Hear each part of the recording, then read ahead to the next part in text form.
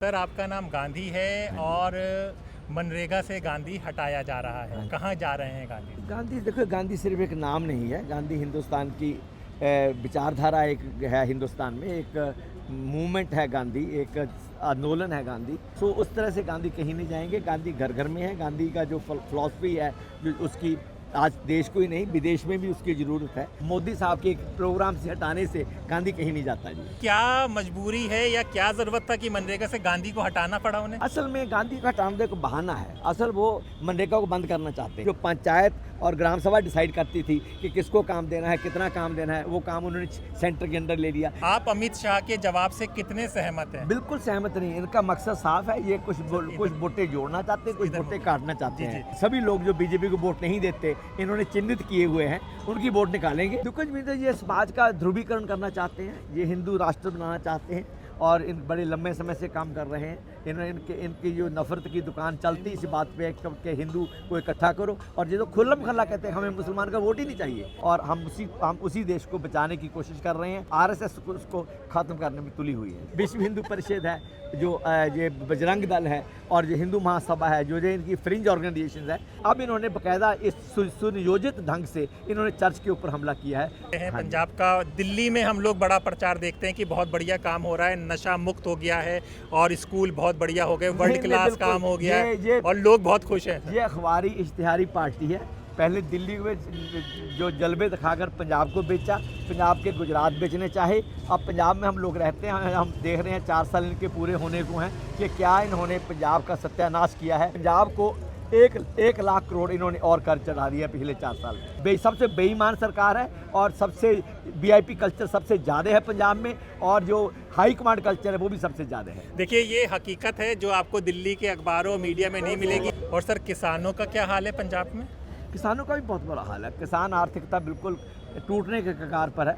अभी भी किसान आत्महत्याएं कर रही हैं और बहुत सारे बच्चे विदेश भाग रहे हैं क्योंकि रोज़गार नहीं। किसानी है जो फ़ायदेमंद वाली धंधा नहीं रहा, तो किसान काफ़ी संकट में है। नमस्कार, मेरा नाम हैदर अब्बास नकवी है और आप लोग मुझको इस वक्त द स्वतंत्र पर देख रहे हैं। जी हाँ, स्वतंत्र की टीम इस वक्त भटिंडा में, और देखिए भटिंडा में हमें सांसद साहब मिल गए हैं।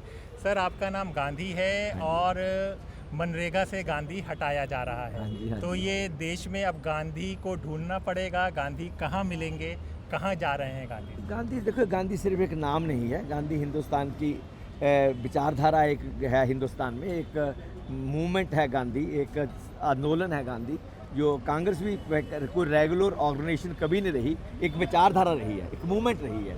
सो उस तरह से गांधी कहीं नहीं जाएंगे। गांधी घर घर में है। गांधी का जो फिलॉसफी है, जो उसकी आज देश को ही नहीं विदेश में भी उसकी ज़रूरत है। जितने कन्फ्लिक्ट जोन्स हैं, चाहे वो सीरिया है, चाहे वो गाजा पट्टी है, चाहे वो हिंदुस्तान पाकिस्तान की जंग है, जो शांति की बात है, जो अमन अमान की बात है, जो भाईचारे की बात है, वो आज भी उतनी प्रासंगिक है जितनी वो गांधी के समय में थी। तो जब तक दुनिया का माहौल ऐसा है, तब तक गांधी प्रासंगिक रहेगा। मोदी साहब के एक प्रोग्राम से हटाने से गांधी कहीं नहीं जाता जी। तो पर सर, ऐसी क्या मजबूरी है या क्या ज़रूरत था कि मनरेगा से गांधी को हटाना पड़ा उन्हें? असल में गांधी का हटाने का बहाना है। असल वो मनरेगा को बंद करना चाहते हैं।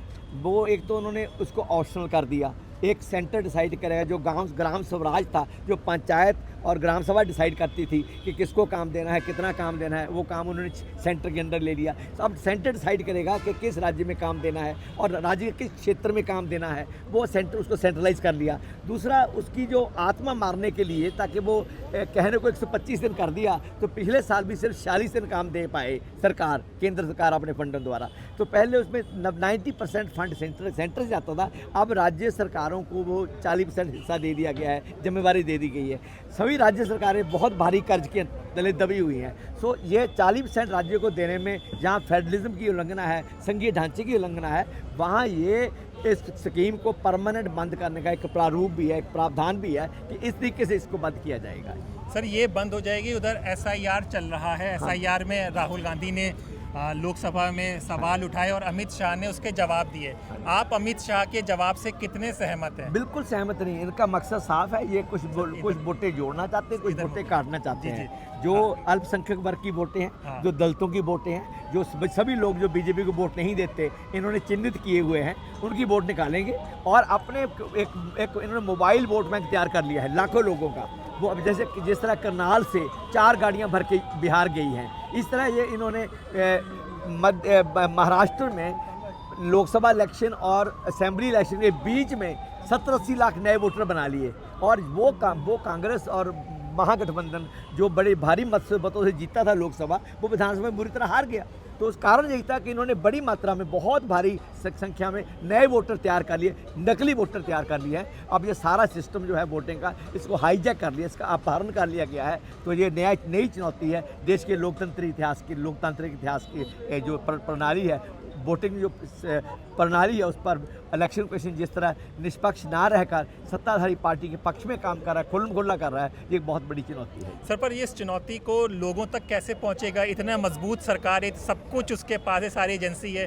अब राहुल गांधी ने कहा है कि जितनी आपकी यूनिवर्सिटी है, वीसी भी एक ही विचारधारा के आते हैं। इसमें कोई शक नहीं, 10 साल से धीरे धीरे इन सभी संस्थाओं का जो एक आज़ादाना चरित्र था उसका हनन कर रहे हैं, उनको ख़त्म कर रहे हैं, और जो शासक पार्टी है उसके एक विंग के तौर पे ये काम कर रहे हैं। ईडी हो, सीबीआई हो, मीडिया हो, और इलेक्शन कमीशन हो, कैग हो, सभी संस्थाओं का हाईजैक हो चुकी हैं। ये हमारे लिए बड़ी दुख की बात है और बड़ी चिंता की बात भी है। सर, अभी 2025 चल रहा है, 100 साल आरएसएस के हो गए हैं। प्रधानमंत्री ने कहा है कि एक एनजीओ इतना बेहतरीन काम कर रही है, लेकिन ज़मीनी हकीकत क्या है, इसके बारे में भी दर्शकों को ज़रा बताइए। दुखद मित्र, ये समाज का ध्रुवीकरण करना चाहते हैं, ये हिंदू राष्ट्र बनाना चाहते हैं, और इन बड़े लंबे समय से काम कर रहे हैं। इनकी जो नफरत की दुकान चलती इसी बात पे है कि हिंदू को इकट्ठा करो, और ये तो खुल्लम खल्ला कहते हैं हमें मुसलमान का वोट ही नहीं चाहिए, यानी कि इनको हिंदू का वोट चाहिए, क्योंकि हिंदू राष्ट्र बनाना चाहते हैं। तो हमारा जो हमारा देश है, ये हमारे संविधान निर्माताओं ने इसे एक लोकतांत्रिक,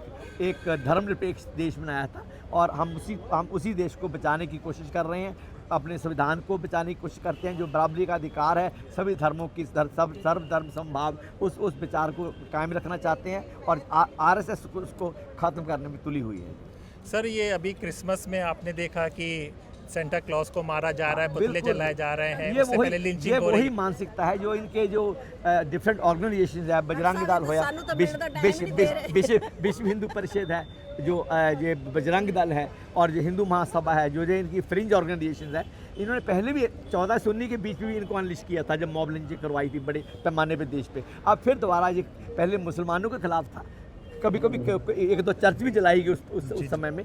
अब इन्होंने बाकायदा इस सुनियोजित ढंग से इन्होंने चर्च के ऊपर हमला किया है, सांता क्लॉज से लेकर, सेलिब्रेशन से लेकर, चर्च के बीच में घुसकर, शॉपिंग मॉल में घुसकर इन्होंने तोड़फोड़ की है। और ये बहुत एक गंदी बात है, बहुत गलत बात है। जो देश का नक्शा है, चरित्र है, एक धर्मनिरपेक्ष देश का, एक जमहूरी देश का, जहाँ सबको आज़ादी अपना धर्म मानने की उसकी स्वतंत्रता है, उसको आघात पहुँचा है, और विदेशों में इसका प्रतिक्रम भी हुआ है, और हो सकता है और प्रतिक्रम भी हो हिंदुस्तानियों के खिलाफ बाहरी देशों। सर, एक आखिरी सवाल, आप पंजाब से ताल्लुक़ रखते हैं। पंजाब का दिल्ली में हम लोग बड़ा प्रचार देखते हैं कि बहुत बढ़िया काम हो रहा है, नशा मुक्त हो गया है, और स्कूल बहुत बढ़िया हो गए, वर्ल्ड क्लास काम हो गया है, और लोग बहुत खुश हैं। ये अखबारी इश्तिहारी पार्टी है। पहले दिल्ली में जो जलवे दिखाकर पंजाब को बेचा, पंजाब के गुजरात बेचने चाहे। अब पंजाब में हम लोग रहते हैं, हम देख रहे हैं 4 साल इनके पूरे होने को हैं कि क्या इन्होंने पंजाब का सत्यानाश किया है, पंजाब की आर्थिकता तबाह कर दी है। हज़ारों करोड़ रुपया इन्होंने इश्तिहारों पे खर्च किया है, प्रचार करते हैं, अखबार में पोस्टर डालते हैं, और ज़मीनी स्तर पे कोई काम भी इन्होंने नहीं किया।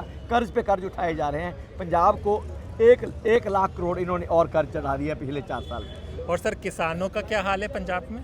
किसानों का भी बहुत बुरा हाल है। किसान आर्थिकता बिल्कुल टूटने के कगार पर है।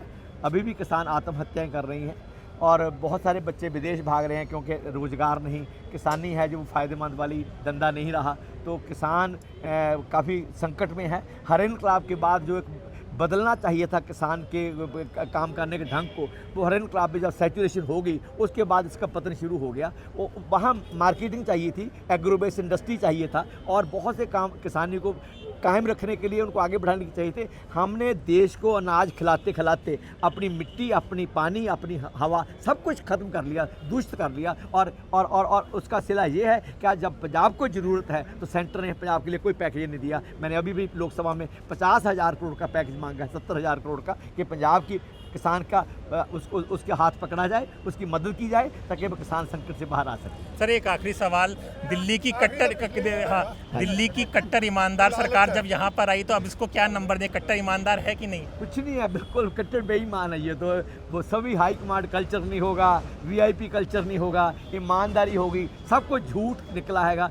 सबसे बेईमान सरकार है और सबसे वीआईपी कल्चर सबसे ज़्यादा है पंजाब में, और जो हाई कमांड कल्चर है वो भी सबसे ज़्यादा है। देखिए ये हकीकत है जो आपको दिल्ली के अखबारों मीडिया में नहीं मिलेगी, तो हमने आपको यहाँ से बताया है। तो इसी तरह के लोग, इसी तरह की शख्सियत आपको बराबर दास स्वतंत्र में देखने को मिलेगी। तो अपने दोस्त हैदर अब्बास नकवी को इजाज़त दीजिए, फिर होगी मुलाकात ऐसे ही किसी शख्सियत के साथ। तब तक के लिए नमस्कार। मोर्चे पे भी बता ली, फिर घटाई नहीं।